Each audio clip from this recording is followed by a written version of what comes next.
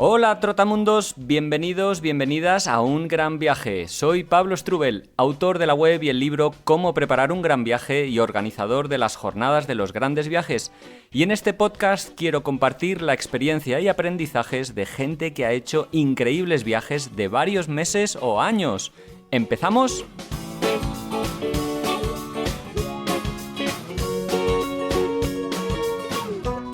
Hola, viajeros, viajeras, ¿qué tal? ¿Cómo estáis? Espero que muy bien, yo muy contento de estar nuevamente una semana más por aquí y quería empezar dando las gracias a tantos oyentes que me estáis haciendo llegar mensajes al correo hola@ungranviaje.org o a través de las redes sociales o como comentarios al podcast en iVoox, porque son súper bonitos algunos de ellos en el que me dais las gracias por el tiempo de entretenimiento que supone este podcast, por lo edificante e inspirador que resultan muchas de estas entrevistas, y la verdad es que me enorgullece y me da mucha alegría ver que este trabajo que hago yo y el tiempo que los viajeros nos regalan, porque al final nos están cediendo su tiempo para compartir todas esas historias, pues que es bien recibido y que ayuda a mucha gente incluso para emprender su gran viaje, ¿no? Como el otro día me escribían una pareja. En fin, que dicho esto, me gustaría ya dar paso a la entrevista y presentaros a Joan Monterde, que lleva viajando en bicicleta por América Latina desde julio de 2018, es decir, algo más de 3 años y medio en estos momentos. Un viaje que empezó por Uruguay, que le llevó a recorrer rumbo prácticamente hacia el oeste, pues recorrió un poquito de Brasil, Argentina, luego Paraguay y Chile, y una vez llegó al Atlántico ya enfiló rumbo hacia Perú y Ecuador, que es desde donde hablo, o desde donde hemos hablado y nos hemos comunicado en la distancia. La verdad es que al principio, a ver si con la edición queda bien editado, hemos tenido muchos problemas de audio. Él está en estos momentos viviendo en una casa compartida, con lo cual había ruidos. En fin, hemos conseguido, yo creo, hacer un podcast que os va a gustar mucho, porque hablamos de un viaje en bicicleta, pero apenas el tema de la bicicleta se toca, ¿no? Hablamos de un viaje con propósito, se podría decir, o un viaje de un viajero que vendió su casa, vendió su coche, vendió todo realmente y se lanzó a la aventura para disfrutar, en el que dio rienda suelta a 2 de sus pasiones, una la fotografía y otra el ayudar a la gente que iba encontrando. Y en este viaje pues nos va a narrar muchas anécdotas y vivencias, aprendizajes, realidades, descripción de realidades, pero también nos va a hablar de varios proyectos que ha iniciado, en concreto sobre todo de una fundación que ha puesto en marcha en Puerto Iguazú, el proyecto Invisibles que le llama, y que nos dan una visión del viaje como herramienta de cambio, como herramienta de mejora del mundo, no solo como algo de transformación personal, sino de cómo mejorar aquellos lugares por los que transitamos, ¿no? Joan se ha tomado el tiempo, se ha tomado el esfuerzo, lleva 3 años y medio pedaleando, pero a la vez desarrollando estos proyectos solidarios y trabajando desinteresadamente para muchas fundaciones, ONGs, y a la vez pues trabajando para empresas privadas, haciendo fotos y vídeos pues para ir financiando este gran viaje que está haciendo. Es un viajero catalán, a pesar del acento que tiene en estos momentos, que ha fusionado perfectamente cada una de los dejes y hablas de los diferentes países por los que ha transitado. No se extrañe su acento. Y ha sido, como decía, un placer y lo he pasado muy bien, la verdad. Un viajero de los de quitarse el sombrero y disfrutar mucho, espero, con esta entrevista. Por último, antes de empezar, me gustaría agradecer a Web Empresa el apoyo que nos da a este podcast. Ya sabéis, una de las empresas más famosas del sector del alojamiento y dominios de páginas web y blogs de viaje, que en el mundillo tienen bastante fama de ser muy seguros, seguramente por sus avanzados mecanismos de seguridad en los servidores, por sus potentes firewalls y antivirus para evitar ataques vía web. El sistema de copias de seguridad además es bastante eficaz y se actualiza cada 4 horas. Así que si la fastidias, como me ha pasado a mí en varias ocasiones, o tienes algún problema, pues el backup es fácilmente restaurable en solo 2 clics. Te invito a que entres en webempresa.com para conocer todos los servicios que tienen, que son muchos más, y si contratas alguno, usa el código UNGRANVIAJE, todo junto, para que te hagan un descuento del 25% en la tarifa. Y bueno, sin más rodeos, os pongo la entrevista, espero que la disfrutéis un montón, y si es así, pues dadle al like al final o dejar algún comentario, que ya sabéis, de verdad, esto es muy, muy importante para los que creamos este tipo de contenidos. Un saludo, viajeros. Hola, Joan, ¿qué tal? ¿Cómo estás? Hola, muy bien, aquí en Cuenca, Ecuador. Bueno, encantado de hacer esta conexión transoceánica, encantado de hablar con un viajero que está en ruta y con alguien que además está desarrollando unos proyectos tan interesantes como los que vamos a hablar en un momentito. Pero antes de empezar, me gustaría empezar haciéndote una pregunta que he estado revisando el Instagram y había una afirmación que me ha gustado mucho, que decías, decidir bien consiste en saber qué es lo que queremos conseguir y escoger la acción que nos lleva a conseguirlo. Y yo te pregunto, ¿qué es lo que quieres conseguir? ¿Irte de viaje es esa acción que te lleva a conseguirlo?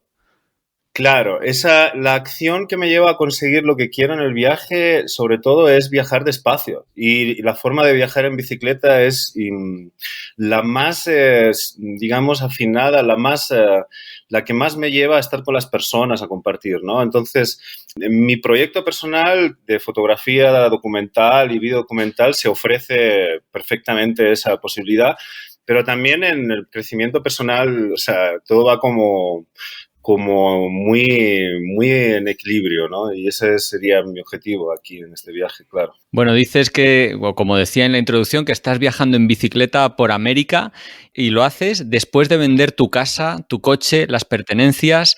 ¿Qué te lleva a dar ese paso tan, bueno, tan drástico, digamos? Bueno, viajar así seguido era un sueño de pequeño. Yo llevaba viajando 12 años en bici ya, por Asia, por Europa, pero volví a Barcelona, ¿no? Entonces, en un momento me pregunté si eso, bueno, no podía ser continuo, que porque estaba volviendo y, bueno, tenía una vida más o menos, bueno, estable, confortable, eso está claro, porque tenía trabajo y buen sueldo y, bueno, lo que ocurre es que, bueno, veía gente que estaba haciendo lo mismo y pensé que, ¿por qué no? ¿Por qué no lanzarme una vida nómada? ¿Por qué no tener ese vértigo de desprenderme de todo eso? Teniéndolo muy claro y bueno, me lancé a eso, sí, sí, con mucho vértigo inicialmente. Cuando llegué a Uruguay estaba temblando, que era mi primer país aquí en América, pero bueno, siempre con esa visión de que era posible, ¿no? Y que había que reinventarse en el camino y bueno, es un aprendizaje muy brutal, muy brutal de ir buscando nuevos espacios de trabajo y para mí ha sido enormemente nutritivo todo esto, sí. Si no me equivoco, no eres un mozo. O sea, sí que vemos que hay mucha gente que se plantea hacer grandes viajes a los 20, a los 30 años, pero yo por las fotos intuyo que eres un poco mayor. ¿Con qué edad te lanzas a hacer el viaje? Sí, yo ahora tengo 47 años. Hace 4 que salí y la verdad es que, bueno, ahora lo estoy notando más porque me lo van diciendo cada vez más. Igual se va notando más en mi aspecto, no sé. Pero sí es como que choca un poco, ¿no? Y quizá siempre me están preguntando, oye, pero no tienes hijos y la verdad no tengo, si no, no sé si hubiese hecho, la verdad es que no creo que hubiese hecho esto, de salir así y dejarlo todo. Pero sí, en eso también, bueno, no es la edad, digamos, de salir de hacer una cosa así normalmente, digo, ¿eh? Bueno, así que con más o menos 43 años, eso, vendes la casa, el coche, las pertenencias, dejas un trabajo. ¿Tu trabajo anterior tenía que ver con lo que estás haciendo ahora, que sobre todo es fotografía, documentales, etcétera? No, como trabajo no. Yo siempre estaba haciendo fotografía, había estudiado fotografía de forma autodidacta, pero nunca me estuve trabajando. Yo tenía hasta mi laboratorio, era un apasionado de la fotografía paralelamente a mi trabajo habitual, digamos. Ahora la fotografía forma parte, bueno, del ADN de la financiación de tu viaje porque haces fotografía y vídeos promocionales de negocios, aparte de los trabajos que haces para fundaciones, ONGs de manera altruista, digamos. Pero tú ya cuando partes de viaje, cuando sales de España, ¿ya sabías que la fotografía iba a formar parte tan importante del viaje? O dicho de otra manera más amplia, ¿ibas con una idea ya de viaje en el que ibas a crear fundaciones, ibas a implicarte en la vida de la gente para mejorarla? ¿O simplemente partías a viajar por la belleza del hecho de viajar y poco a poco te fuiste, digamos, comprometiendo con las sociedades que conocías y las desigualdades? Bueno, la primera parte de la pregunta sí, yo sabía que la fotografía iba a ser un elemento fundamental porque era mi pasión y no estaba teniendo claro en qué forma. O sea, yo ahora el hecho de colaborar con fundaciones y ONGs es un paso que es algo que se ha ido vislumbrando en el camino. He ido viendo y descubriendo que era una posibilidad de aportar también, de dar con mi trabajo y colaborar con proyectos distintos. Y bueno, hay algunos hay uno en particular que es particular y es como vertebral en mi viaje, que es una fundación que estoy creando en Puerto Iguazú. Pero la cuestión es que yo el trabajo, digamos, el fotografía, sí tenía claro que iba a ser como fundamental en mi viaje, no de la forma, digamos, como colaboración tan claro como colaboración con fundaciones y ONG. Eso se ha ido como, digamos, formando en el camino, ¿no?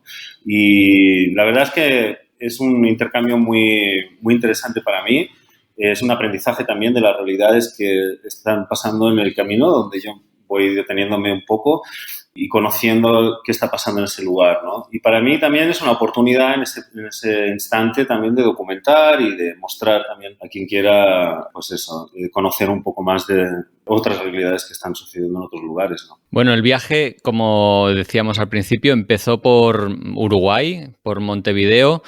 ¿Qué recuerdas de aquellos primeros días o semanas de pedaleo por un país nuevo, pero viviendo una vida nueva, ¿no? En el que, bueno, habías dejado mucho lastre detrás. ¿Qué sensaciones recuerdas de aquel momento? Bueno, tenía mucho vértigo. O sea, yo me acuerdo que temblaba porque, claro, la decisión de así tan radical con la edad que decíamos que tampoco... Entonces es como, uff, ¿qué viene ahora, no? Pero en movimiento se va como aclarando se va disipando la niebla esta, ¿no? Y entonces, sí, es esa sensación de, wow, ¿qué has hecho, no? Y dices, lo dejas todo, tal, seguro. Había como una cierta duda todavía, ¿no? Porque era como muy nuevo, ¿no? El hecho de estar en... Me acuerdo que en el avión lloraba muchísimo, ¿no? Porque dejaba también a la familia y sabía que era una despedida de largo tiempo, pero a la vez era una como reconexión conmigo mismo, ¿no? O sea, era realmente lo que yo quería hacer, era algo que realmente me estaba haciendo feliz, ¿sabía? Notaba que esa cosa como de estar conmigo y en ese momento y estar en movimiento y hacer lo que quería hacer, ¿no? Por fin, ¿no? No sé si esto, bueno, poco a poco vas, como dices, metiéndote en el viaje, conociendo a gente que te demuestra o te hace convencer de que aquella decisión era correcta, ¿no? Y recuerdo una foto que publicaste en tu Instagram de la familia Moraes con la que conviviste. Supongo que el hecho de viajar en bicicleta te abrió muchas puertas y en particular la de esta familia, ¿no? ¿Cómo es el de repente aprender o empezar a convivir con una familia, ¿no? De repente formas parte de esa familia. Y a veces te dicen, no, quédate. O sea, hay una conexión muy tremenda. Y bueno, quiero que llegar en bicicleta y yo me muevo mucho por el ambiente más rural, o sea, no paso mucho por ciudades. Solo cuando hay que trabajar así, hago trabajo y me voy. Pero llegar en bicicleta es como un pasaporte, ¿no? A quedarte en otra forma, ¿no? No sé, es como... Y de luego, bueno, la actitud que uno tenga, ¿no? Porque si vas con prisa no te quedas en el lugar, no te quedarte en el lugar es perderte también ciertas vivencias con esas personas, ¿no? Para mí es muy importante ese intercambio y bueno, es un continuo. La familia de Beto Morales y la familia Valiente es como un ejemplo de muchas familias que me he encontrado en el camino y que me han enseñado tanto y que me han dado tanto. O sea, tengo muchas familias y en todos lados y eso es muy, muy, muy maravilloso, ¿no? Para mí es realmente emocionante. Y bueno, ahí hay una información que me ayuda a conocerme también a mí mismo, porque la verdad es que es muy intenso, o sea, es muy, muy hermoso, sí, sí. Esto sucede en Uruguay, que es, digamos, el primer país al que te enfrentas. El siguiente es Brasil. Y ahí he leído en tu blog, sucede una anécdota o una situación en relación a la miel que me resultó súper bonita de leer, por la cual un niño te regala y luego un tiempo después llegas a través de la miel a otras personas. ¿Nos puedes contar un poco esta situación? Bueno, empiezan a suceder una serie de causalidades, ¿no? Es como que todos empiezas a ver como que de alguna forma, no sé si mágica, porque tampoco soy así, soy muy método científico, pero la verdad es que sí empiezas a leer como que todas las personas estamos conectadas de alguna forma y que las consecuencias que dan de cómo interaccionas con una te lleva a una situación u otra, ¿no? Y bueno, ahí sucedió que yo estaba comprando en un mercadito y salió un niño con la madre y la madre me preguntaba como normal cuando te ven viajar así tan cargado y como un marciano, ¿no? Que no sabe dónde qué está pasando ahí, porque muchas veces no han visto a un viajero en bici, ¿no? Y me preguntaban que por qué hacía esto, de viajar, que, bueno, estuvimos conversando. Y cuando le conté que era un sueño mío de pequeño y que me sentía un privilegiado, por cierto, de poder hacerlo, bueno, en otra forma, en un momento el hijo se acercó y me regaló un bote de miel que acababan de comprar, ¿no? Y me decía que era para que me diera fuerzas para mi sueño, ¿no? Entonces a mí me emocionó mucho, como puedes comprender. Estuve con el bote de miel que no, cada vez que lo abría, pues era como una experiencia. Pero luego llegué a un pueblo que empiezo a conocer a apicultores, ¿no? Casualmente o causalmente. No sé, como muy relacionado y veo bueno, en un momento me veo viviendo con una familia de apicultores, ¿no? Y ahí se da una relación muy, muy bonita con esta familia y con Mauricio, que es un apicultor y amigo ya del alma del lugar, donde me da conocimiento de la miel y, o sea, de cómo es la elaboración, los problemas que tienen, que son muchos a nivel ambiental y con agroquímicos en la zona, que también documenté y son otra de las realidades que estoy documentando, que son los problemas medioambientales de las comunidades distintas donde voy. Pero bueno, en definitiva es como una correlación, una línea argumental del hecho, creo, de estar en movimiento, ¿no? Y dejar que pasen las cosas. Eso quizás sería el resumen de esta historia. Qué bonita, ¿no? Sí, como la gente, pues eso, te abre las puertas a su casa, a su vida, a su cultura, a ti para aprender y conocer y, bueno, documentar con fotos, con vídeos en ocasiones, pues estas vivencias tan importantes. Quería preguntarte un poco por la ruta, porque empiezas en Uruguay, luego pasas a Brasil, luego sigues por Argentina. ¿La vas improvisando o ya salías con una idea de cosas que querías ver y hacer? La verdad es que sí es errante y voy sintiendo dónde voy. O sea, no tengo programado punto A, punto B. O sea, no salgo. Sí sé si tengo que ir a la derecha o a la izquierda, porque si no sería un problema. Pero sí voy viendo dónde voy caminando, voy como improvisando esa parte, ¿no? Dejando que pasen las cosas. O sea, no poniéndome objetivos de tienes que llegar a tal fecha y a tal lugar y ese es como, ¿no? O sea, yo soy todo lo contrario de un Alaska-Patagonia, por ejemplo. No, seguro daría media vuelta porque me encuentro una historia kilómetros atrás, ¿no?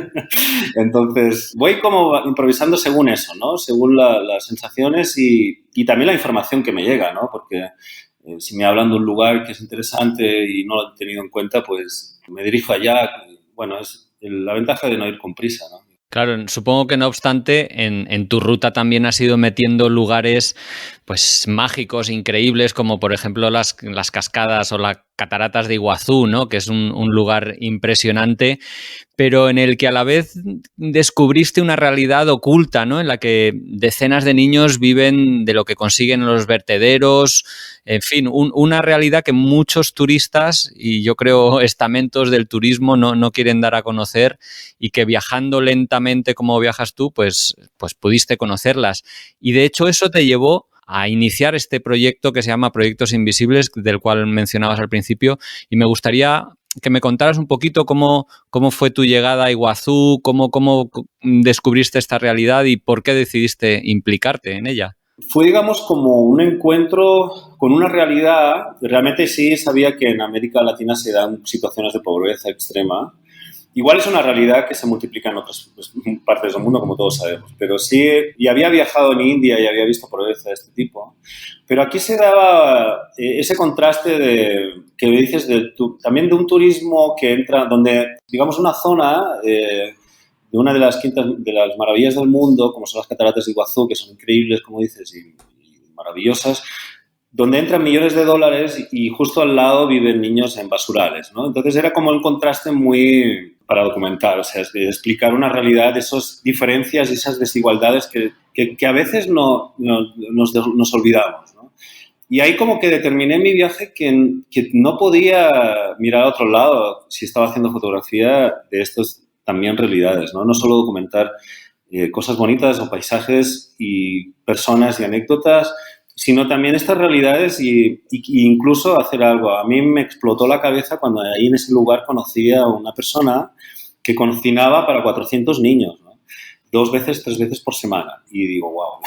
Y digamos, es esa generosidad que no espera recompensa, ¿no? Entonces, me propuse hacer algo y con él y, bueno, todavía estoy en construcción, ya estoy definiendo y tengo un proyecto junto con él. En realidad es una propuesta mía hacia ese espacio, esos niños, que es sacarlos de esos basurales, creando también formación para las familias, talleres para mujeres, para que creen artesanía y hacer manufactura y artesanías, como digo, para poder vender a ese mismo turismo que llega allá. Porque las instituciones realmente son de una corruptela impresionante, como en otros espacios y otros sitios, pero digamos que hay una imposibilidad de proyectos que consoliden, ¿no? Que se consoliden en el tiempo. Entonces, no sé, es mi aportación, es mi pequeña, más pensando en esos chicos que hicieron que cambiara mi mensaje inicial de alguna frase que tenía de no, o sea, con no vivas, o sea, no sueñes tu vida, vive tu sueño, ¿no? O sea, no sueñes tú, ¿sabes? No te imagines con no puedes hacerlo, sino vívelo. Pero estos chicos no pueden hacer eso, ¿no? Entonces ahí tuve que cambiar esa lógica de mi viaje inicial y decir, yo soy un privilegiado, ¿no? Y además puedo hacer algo al respecto. Y sí puedo cumplir mi sueño por el lugar donde nací, más bien, ¿no? O sea, y bueno, creo que para mí es una aportación natural de mi forma de ver y creo bueno, que conectando personas con personas se pueden hacer proyectos muy grandes. O sea, al fin y al cabo también pido, pues estoy colaborando con la Universidad de la región para que lleven a ingenieros agrónomos, para que les enseñen permacultura, pequeñas cosas que hacen que no solo sea dinero, aunque ahora el dinero nos viene perfecto, aunque sea $1 para colaborar con este proyecto. O sea, que consolidar, o sea, al final, un proyecto como una fundación se necesitan recursos. Pero también es interesante el voluntariado y bueno, ahí estamos dándole onda a todo esto y espero que vaya caminando hacia eso, ¿no? Hacia una perspectiva nueva para estos chicos, ¿no? Donde no tienen problemas de malnutrición severa.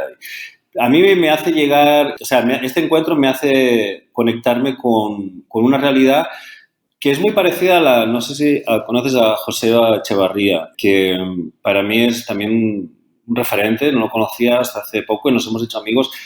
Estamos en la misma sintonía, ¿no? De llegar a los espacios de una mirada de tú a tú, ¿no? O sea, sin girar la cabeza, ¿no? Digamos, la mirada hacia otro lado. ¿Sí? Sí, sí, implicándoos, como estabas diciendo, sí. Tú que has viajado mucho por el continente americano, porque arrancas este proyecto, pero sigues en ruta, porque luego sigues por Paraguay, Chile, Perú, o sea, y ahora estás en Ecuador y de hecho, el proyecto sigue adelante contigo, bueno, con la cabeza en el viaje, pero también en este gran proyecto. A pesar de que decías que has viajado por muchos entornos rurales, también habrás visitado muchas ciudades. ¿Cómo podrías calificar la situación de la infancia en América Latina? Porque seguro que has estado en contacto con mucha de ella. Bueno, ahora justo estoy trabajando, terminé de trabajar en una fundación aquí donde estoy, que se llama Casa de los Niños, donde les estoy ofreciendo también trabajo audiovisual, que también está en mi página, por si alguien quiere aportar, que es una fundación que trabaja con madres y en situación de violencias, pero que donde en ese contexto están los niños, ¿no? Aquí los niños, digamos que el problema es muy complejo, igual, pero es estructural en cuanto a, digamos, la falta de recursos, pero entendido desde que viven al día, ¿no? O sea, no hay las madres, sobre todo en el ambiente rural, porque en la ciudad sí tienen como cierto apoyo, hay mucha institución, hay mucha sobredimensión burocrática que después no se determina en ayuda social, pero no hay mucho proyecto que se consolide en el tiempo para ayudarlas a crecer económicamente, perdón. Entonces, solo hay como ONGs que se dedican a intentar eso, ¿no? Por ejemplo, que las familias produzcan algo y sea sustentable en el tiempo, ¿no? Un producto que le pueda conectar con un punto de venta que puedan mejorar su economía familiar. Porque al final estos niños están en ese contexto. Cuento un poco el entorno familiar porque es muy importante. Luego ellos quedan desconectados. En el ámbito rural trabajan desde muy temprano, no tienen mucho tiempo para estudiar. Hay mucho que les fuerza a seguir trabajando en el campo. Entonces, hay mucha época o sea, hay muchos espacios de beca según qué país, pero como aquí en Ecuador, luego en Argentina quedan olvidados totalmente, ¿no? No sé, no se trabaja mucho en el ámbito de la infancia, veo a nivel institucional. Honestamente, yo he trabajado con instituciones, he hecho algún proyecto, pero no se consolidan en el tiempo. Entonces ellos quedan como en el limbo ahí, ¿no? Las distancias entre escuela y casa son muy grandes. No sé, ahí es muy complejo de tratar todo, pero sí es como bien estructural, sí, el problema. Bueno, volviendo un poquito a lo que es el viaje en sí, al viaje de Joan en bicicleta por América, el primer contacto con la selva, o al menos uno muy llamativo, lo tuviste o lo destacas en Misiones, ¿no? Entrar en la selva. ¿Qué sientes de aquel momento? La gallina de piel, que dicen. La verdad es que, bueno, entendí que la selva es un medio donde estoy cómodo, incluso durmiendo con 1 millón de sonidos, ¿no? O sea, es impresionante, es un cosmos, ¿no? Así es como muy impresionante. Y cruzar Misiones, sí, fue, como dices, mi primer encuentro con la selva. El segundo ha sido aquí en Ecuador y ha sido como un pasito a conocer a comunidades indígenas. Aquí hice un documental para hablar de una comunidad que se llama Sarayaku y que está en YouTube. Y la verdad es que sí, estar en la selva es una experiencia única. Yo recomiendo a todo el mundo que viaje que se introduzca y escuche los sonidos de la selva, por ejemplo, vaya. A pesar de lo duro que es, lo húmeda normalmente, bueno, yo soy más de montañas y desiertos, me parece. Oye, pero me gustaría preguntarte, Joan, aunque demos este salto temporal y geográfico, me gustaría preguntarte por este proyecto que has desarrollado en Ecuador, en la Amazonía, exactamente sobre el pueblo quichua, en un pueblo concreto que se llama Sarayaku, que se rebeló contra las petroleras. ¿Cómo llegas allí y cómo y por qué desarrollas este proyecto o documental? Fue como un poco casualidad en este caso. O sea, había una amiga que era productora, trabajaba en una productora, iba a hacer un documental acá, pero tuvo que irse a España, era de Cataluña como yo, y me dijo si quería hacer ese trabajo, que tenía ese contacto y bueno, para mí fue como, wow, claro, de cabeza. Entonces, nada, fui para allá como muy viendo a ver cómo tratar, porque eran en principio para documentar las fiestas de este pueblo que celebran anualmente, ¿no? Pero hablando con los líderes y documentándome, vi que había una historia muy profunda que yo no conocía tanto. Había oído algo de este pueblo y la verdad es que es un pueblo luchador que echó, como dices, a las petroleras unas argentinas que se intentaron introducir y establecer en la zona sin pedirles permiso, evidentemente con una concesión del gobierno y contaminando y poniendo explosivos, bueno, una cuestión muy tremenda en medio de la selva y, claro, ellos se declaran guardianes de la selva, ¿no? Y son muy organizados, se organizaron muy bien y lucharon como defendiendo la zona, ¿no? Entonces hubo un conflicto ahí que no fue armado, pero bueno, no hubieron muertes, hubieron algunas bajas así, bueno, algo de violencia sí hubo, pero consiguieron hacerlo de forma pacífica sobre todo. Es un éxito porque también están lanzando este mensaje fuera, fueron a Maastricht, fueron a la ONU, fueron a contar su realidad y tienen una visión que es la de que la selva es un ente vivo y que todo ser, por minúsculo que sea, es importante y que todo está interrelacionado y conectado, ¿no? Entonces ese mensaje es el que intentan lanzar al mundo como defensores contra el cambio climático.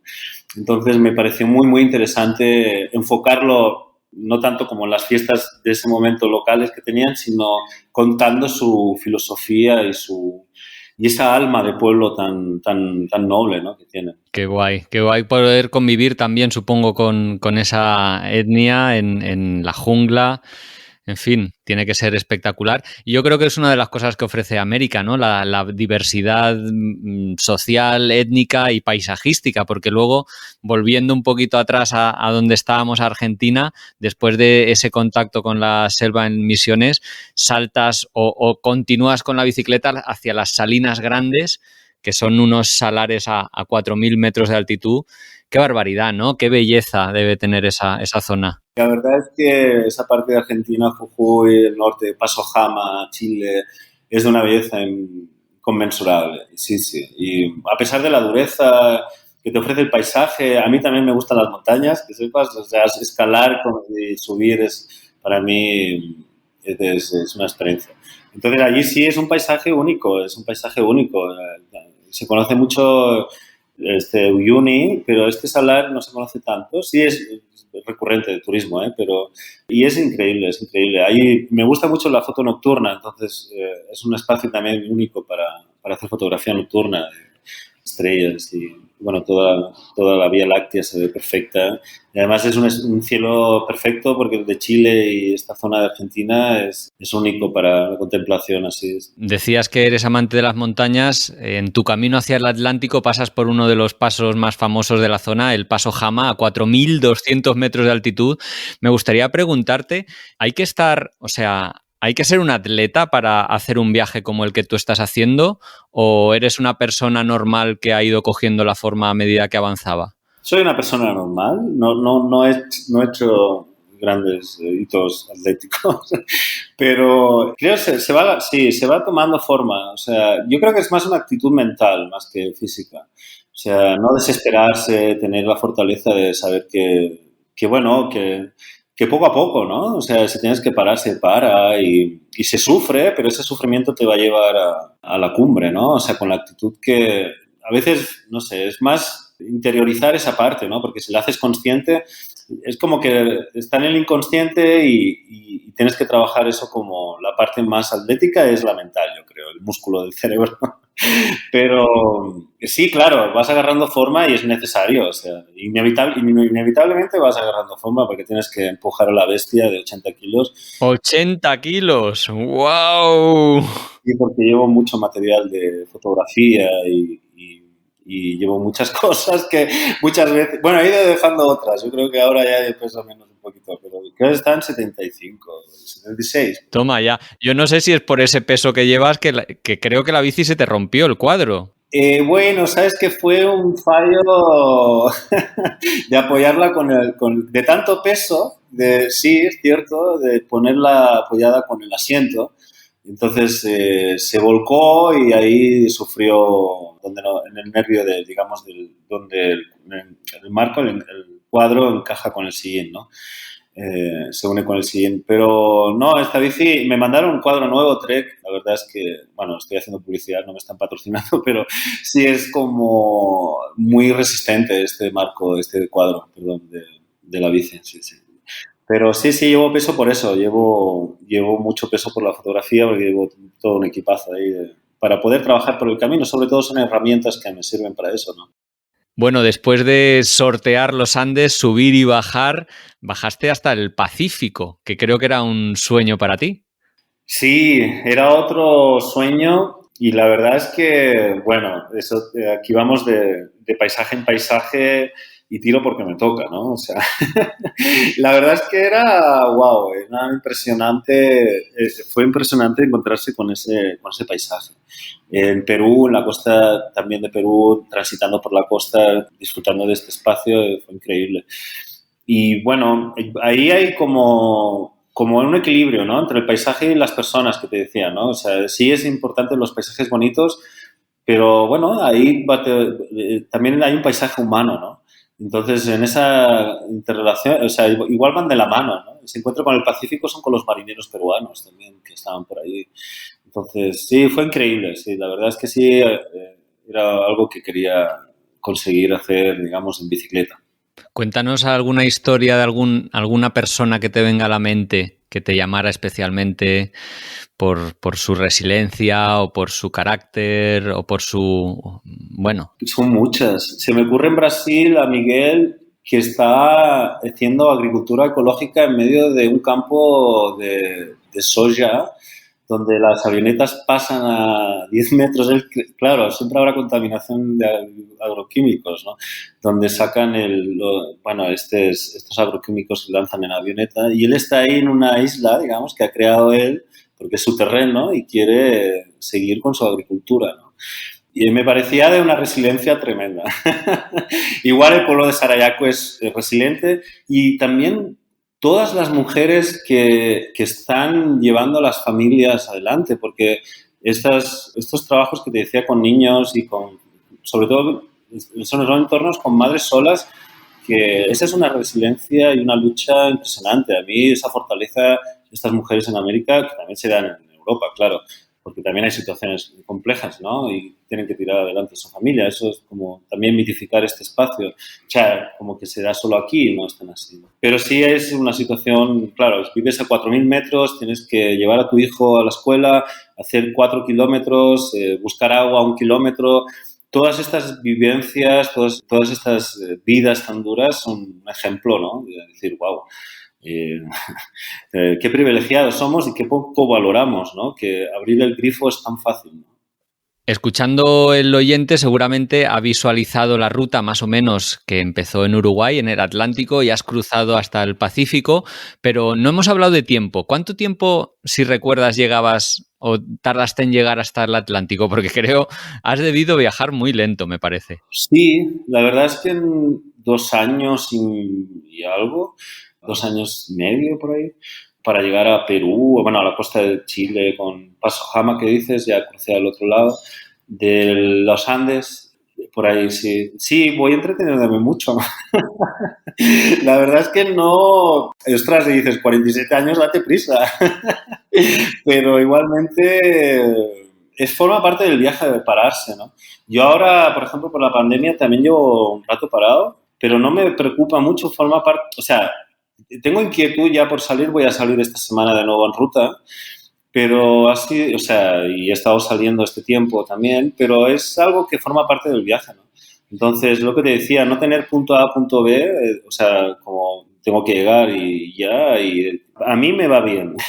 Sí, es verdad que muchas veces el tener un punto de referencia como destino es un incentivo a veces para esforzarse más o esa ilusión de superar escollos que hay a lo largo del viaje, pero por otro lado, como tú muy bien dices, a veces es esa, obligación que nos impide disfrutar del momento porque estamos pensando en que tenemos que llegar a tal lugar. Para mí, por ejemplo, yo ahora salgo y me voy a Chimborazo, que es un volcán de 6.000 metros y quiero llegar a la base, que son, no sé si 4.500, por ahí, 5.000, pues oye, ese es el primer destino. De ahí sé, porque me han invitado comunidades indígenas para también trabajar con ellos, entonces voy a estar por la zona, pero de ahí, bueno, voy escuchando a ver qué onda, ¿no? ¿Qué onda?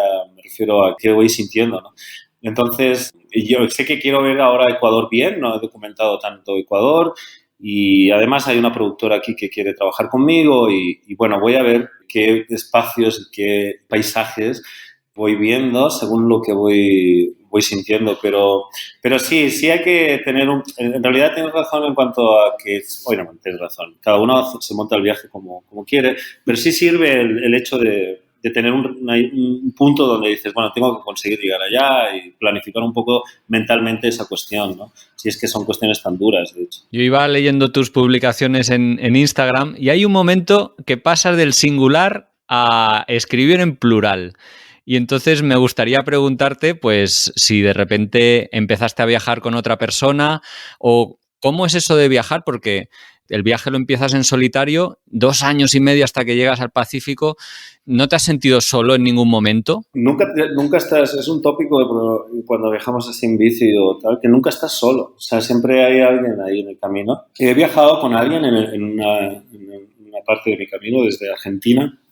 Viajé con alguien, fue por un tiempo, pero no soledad en sí, no, porque siempre estás con personas. Con la familia estás conectado gracias a las redes. No es lo mismo que dar un abrazo, pero sí estás ahí.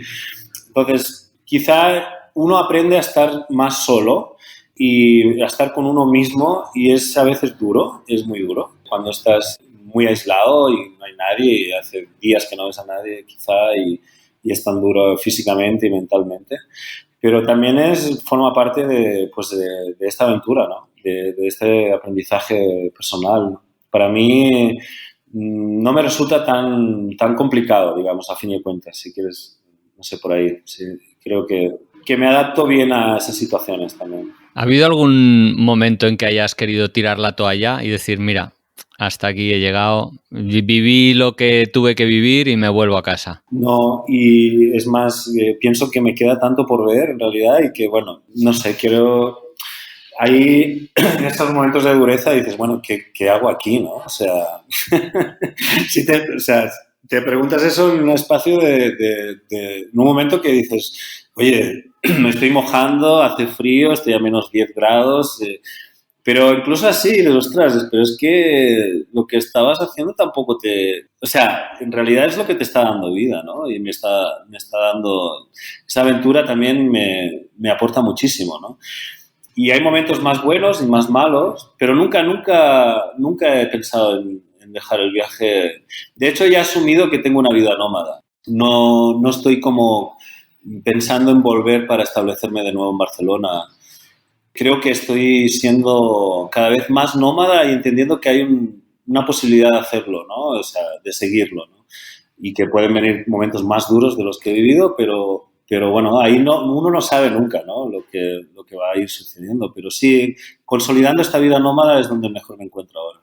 Y cómo, pensando ahora que, bueno, que has estado con estas restricciones por el COVID, el confinamiento, ¿no? Olvidándonos un poquito de esa parte, ya cuando estabas en ruta en esta, digamos, en este periodo que hemos hablado, hasta el Pacífico, por ejemplo, ¿cómo es el día a día o la semana o el mes de Joan? ¿Pedalea 5 días y descansa 2 o es más anárquico en función de lo que... Sí, aquí otra vez es lo mismo. O sea, a veces estás en un lugar, en un paisaje que te encanta y te quedas, a medida de lo posible, te quedas el tiempo que para hacer fotografía me viene, o sea, pongo la carpa y ya.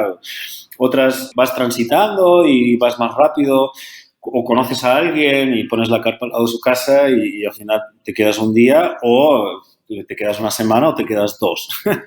O sea, o a veces haces 10 kilómetros porque de donde salías a los 10 kilómetros ves que hay otro espacio increíble y te quedas otra vez ahí, o hago 70 o hago 100 kilómetros y me lo paso como pipa, ¿no? Como se dice, haciendo todos esos kilómetros y pedaleando con esa... no sé, es muy como voy sintiendo también y cómo se va ofreciendo el paisaje, también cómo estés ese día, ¿no? Si es así continuo todos los días, también es, bueno, es una exigencia, ¿no? Para el cuerpo y a veces va bien descansar. Entonces, es muy así, muy escuchando también el cuerpo y lo que va pasando. ¿Esto lo has ido aprendiendo a medida que viajabas? Porque es un cambio radical. O sea, a mí conceptualmente hacer, digamos, un día 10 kilómetros y plantar la tienda a 10 kilómetros de donde estaba, me cuesta un poco porque dices, con todo lo que hay que ver por delante y solo avanzo 10 kilómetros hoy, es como estoy tirando un poco el tiempo, ¿no? Y supongo que eso es algo en lo que se va uno, bueno, va rompiendo esas barreras mentales a medida que viaja. Para mí fue un aprendizaje porque dices, bueno, no sigues, ¿no? O sea, la tendencia es a darle, ¿no? Pero bueno, yo paro la bici y me quedo ahí unos segundos y digamos que, bueno, me quedo en el espacio viendo a ver qué sucede ahí, ¿no? O sea, o sea, y bueno, si me gusta, ¿por qué no? ¿No? Si piensas, sí, hay mucho por ver, pero tampoco, no sé, no, la prisa no está, ¿no? O sea, en realidad también lo que te pierdes de ese lugar lo dejas de ver en realidad. Entonces, bueno, no sé, es una forma también de saber parar, ¿no? Y saber estar. Yo creo que es como estar con las personas cuando viajamos. Para mí, que lo insisto, es como saber parar y estar con esas personas es viajar también. Y entonces aprendí eso y es muy nutritivo, ¿no?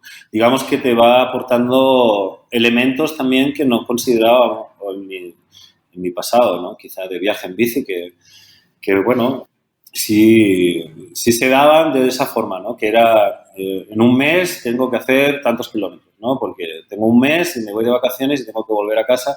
Entonces, pero incluso así creo que también esta filosofía ayuda a detenerte y a aprender desde los detalles de todavía más de lo que te ofrece viajar en bicicleta, que es hacer grandes distancias, ir suficientemente despacio como para contemplar bien lo que vas viviendo, ¿no? Estoy muy de acuerdo, sí, sí. Yo he hecho algún viaje en bicicleta y me costaba mucho eso, ¿eh? El decir, oye, me planto aquí aunque solo haya hecho 10 o 15 kilómetros, pero sí, sí, a medida que vas viajando vas rompiendo esas ideas.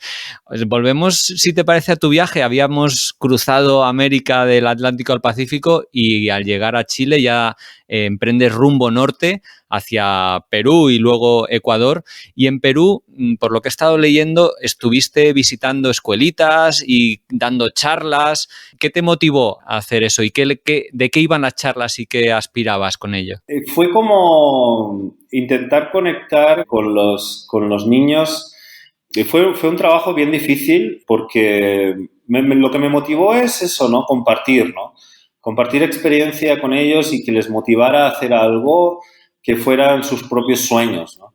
Entonces, en esa época estaba viajando con alguien, con Jennifer, que, bueno, se animó a viajar en bici y estuvimos un tiempo ahí compartiendo, pero la cuestión es que ella era profesora y también le hace ilusión esta parte, ¿no? Y yo creía que era también, a la su vez, era una cosa que también igualmente tenía en la cabeza y era como eso, mostrar nuestro sueño o compartir nuestra experiencia como algo que como alguien privilegiado podíamos hacer y cuál era el sueño de ellos, que lo dibujaran, ¿no? Y que lucharan para ese sueño igualmente, ¿no? O sea, como que tuvieran esa proyección. Entonces tenían que hacer un dibujo, el ejercicio era que hicieran un dibujo estos niños de su sueño y lo colgaran en su habitación para que lo vieran cada mañana y proyectaran eso, ¿no? Y proyectaran esa cuestión. Claro, todos querían ser abogados, todos querían ser un oficio así médico, arquitecto. Te dabas cuenta de que sus sueños era mejorar su economía en realidad, ¿sabes? O sea, igual no sabían qué era hacer eso, pero sabían que eran oficios que les podía mejorar la economía familiar. Y fue como ver que no estamos, que no estamos igual. O sea, realmente somos privilegiados de poder hacer esto que estamos hablando, ¿no? Bueno, fue un aprendizaje más para mí, ¿no? O sea, eso fue para nosotros, vaya, de saber que hay que tener mucho cuidado, ¿no? Con eso de los sueños, ¿no?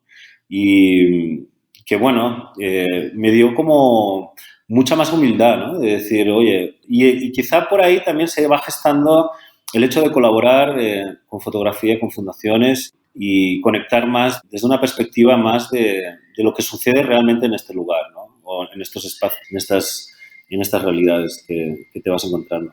Joan, has dicho que hay que tener cuidado con los sueños. ¿A qué te refieres? Que en realidad somos privilegiados de poder vender un apartamento de tantos miles de dólares y empezar a comprar una bicicleta, una computadora y salir a viajar. O sea, ese empezar no lo tienen estas familias o estos niños. Entonces, cuando uno puede, digamos, mostrar eso, los sueños de ellos no son los mismos que puedes tener tú. Como en el lugar donde has nacido, en un mundo capitalista, que te ha ofrecido ese estado de bienestar que has vivido y que está bien, ¿eh? O sea, no estoy juzgando nada, pero que es bueno saber que somos privilegiados de poder hacer estas cosas, ¿no? Entonces, los sueños de estos niños no son los mismos en este sentido. O sea, para ellos mejorar su economía es su sueño, ¿sabes? No es, pero de una cuestión de subsistencia, más bien, del día a día, ¿no? ¿Sabes? Entonces, eso es en cuanto... A eso me refería, ¿no? Que para mí era como esa frase que te decía que usaba antes, que es no sueñes tu vida, vive tu sueño, no la podía utilizar, ¿entiendes? Era como muy pretencioso llegar y decir eso. En Ecuador, que es donde te encuentras ahora, es donde te pilla, me temo, la pandemia. ¿Cuánto tiempo has pasado en total en este país y cómo ha sido, bueno, vivir ahí llamémosle encierro, sobre todo porque, bueno, no podías continuar con tu viaje tal como tenías previsto? Pues la verdad es que muy intensamente, nada aburrido, la verdad. Porque sí soy de lanzar proyectos aunque esté parado. Y entonces aquí... Trabajando con esta fundación que te decía, que se llama Casa de los Niños y trabaja en un barrio periférico de la ciudad, me lancé en un proyecto de una exposición fotográfica que iba más allá de una exposición de fotografías porque hablaba sobre violencia intrafamiliar y violencia, en este caso, bueno, las mujeres que están en ese rol de subsistencia diaria que te decía. Y iba a hacer una exposición fotográfica hablando sobre este tema en la propia ciudad, pero bueno, se fue complicando el proyecto, lo fui complicando con actores, danza, videoart, y así, colaborando con las instituciones de aquí. Entonces han sido muchos meses de empujar este proyecto, mucha energía con un actor que se llama Pancho Aguirre, que es un actor muy famoso aquí en Ecuador. Entonces, bueno, todo eso conociendo gente así como muy loco, ¿eh? Porque conociendo gente casualmente y lanzando la idea y proponiéndosela y bueno, intentando mostrar estas cosas, estas realidades también a la gente de la propia ciudad, que no termina de conocer. Eso pasa en muchos... o sea, en el propio lugar, ¿no? Que lo periférico no se hace visible, ¿no?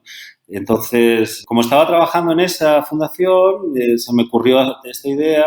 También había un proyecto de llevar cine a los barrios, cine para niños, que como ves trabajo mucho con niños, entonces bueno, me llega mucho más. Y en realidad las historias vienen a mí, ¿no? O sea, es como, y yo solo las leo e intento actuar y moverme, ¿no? Entonces, todo este tiempo he estado con mucha energía, como te decía, perdona, con estos proyectos, pequeños, grandes proyectos que, bueno, han sido muy interesantes. Joan, llevas casi 3 años y medio en ruta. A medio plazo, ¿dónde te ves o qué idea tienes de seguir tu viaje? ¿Hacia dónde? ¿Tienes planes? Bueno, quería decir que este último proyecto, no lo que te hablaba, perdóname, que recupere lo de antes, no lo pude realizar y fue como algo que me di cuenta de que tenía que lanzar con la propia comunidad, ¿no? Porque las instituciones no se implicaban. Y quería decirlo porque ha sido mucho desgaste en este tiempo para lograr visibilizar estas realidades, pero no me fue posible otra vez, como en Iguazú, con las instituciones. Pues me veo siguiendo por Ecuador. Voy a quedarme en Ecuador un tiempo y voy a ir a Colombia, seguramente. O sea, te decía que no tengo claras las rutas, pero yo cuando entré en Ecuador sabía que Colombia me esperaba, de alguna forma. Noto siempre las voces que se ven de Colombia, de viajar en bicicleta por Colombia es increíble lo que te cuentan y bueno, hay como más abertura y bueno, más cultura, me refiero de ciclismo, de cicloturismo, se entiende más. Entonces, bueno, creo que por ahí, sí. Pues genial, nosotros te seguiremos, pero sí que nos gustaría, un poco para ir cerrando esta entrevista, que nos digas, bueno, cómo podemos tener más información de tus viajes, de los proyectos? ¿Cómo seguirte? Bueno, yo en redes estoy como Un Mundo en Bicicleta, en Instagram y en Facebook, y tengo una página web donde voy colgando historias vividas. Es una página que en este tiempo de estar parado he conseguido terminar, porque en movimiento siempre es más difícil, ¿no? Pero ya la tengo hecha, que es unmundoenbicicleta.com, y ahí, bueno, también voy colgando material y fotografías. Tengo una pequeña tienda, por si alguien se anima, puedes comprar una foto digital del viaje. Y me ayuda, y una parte un porcentaje, un 25% de las ventas van a la fundación, por cierto. Si alguien está interesado, me ayudaría bastante a lanzar el proyecto de Iguazú, que la información también está en la propia web. Entonces, bueno, esas redes y ese es mi portal, digamos, al viaje, digamos, si alguien quiere acompañar. Pues Joan, ha sido un verdadero placer charlar hoy contigo. Me ha gustado mucho más conocer la realidad de América a través de los proyectos, de las personas que nos has estado contando, y ojalá, bueno, podamos contactar contigo en el futuro, charlar más e incluso, ¿por qué no?, conocernos, aunque parece que va a tardar hasta que vengas por aquí, por España. Bueno, igual te animas y hacer una ruta por acá. Eso sería más atractivo, la verdad. No, igual sí, no descarto ir a visitar a la familia en algún momento, no sé cuándo será. Pero sí, ha sido un placer igual, Pablo, de verdad, de verdad. Un placer y muchas gracias. Sí, ahora que dices esto, pregunta fuera de tiempo, pero ¿no echas de menos la vida anterior o, bueno, tus amigos, lo que tenías antes que ahora por ser nómada no tienes? Hay una ambivalencia a veces como sí, claro, vienen momentos más complicados, ¿no? Sí, hay como un hilo ahí de cuestiones de recuerdos, claro, amigos que están ahí, pero sabes que están ahí. Es interesante porque también la distancia también fortalece eso, ¿no? Y es distancia, ¿eh? Pero porque no puedes abrazarlos, porque no puedes compartir, no puedes tomarte una caña con ellos, una cerveza.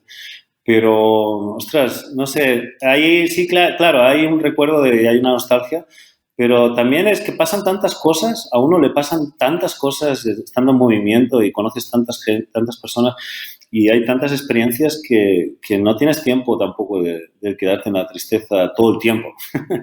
Porque sí que hay que vivir esas emociones y no huir de esas emociones, pero sí, no es tanto quedarse en esa pena, ¿no? No, o sea, no me quedo ahí. Igual estás en contacto, ¿no? Pero estoy en contacto con ellos. Bueno, pues genial. Ha sido, lo dicho, un placer. Muchísimas gracias por tu tiempo, a pesar de los problemillas iniciales que hemos tenido, que vamos a intentar editarlo de manera que no se no se localicen, pero no es siempre fácil hacer una conversación con Ecuador, así que muy agradecido. Nada, muchas gracias a ti, de verdad, y nada, un placer, de verdad, Pablo. Encantado de conocerte. Hasta pronto. Chao.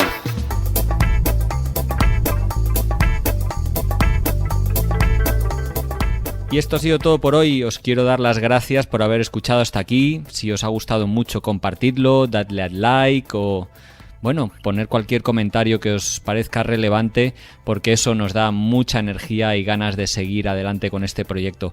Un saludo a todos los oyentes de Radio Viajera, iVoox, iTunes, Spotify o allí donde nos estéis escuchando, y hasta la semana que viene.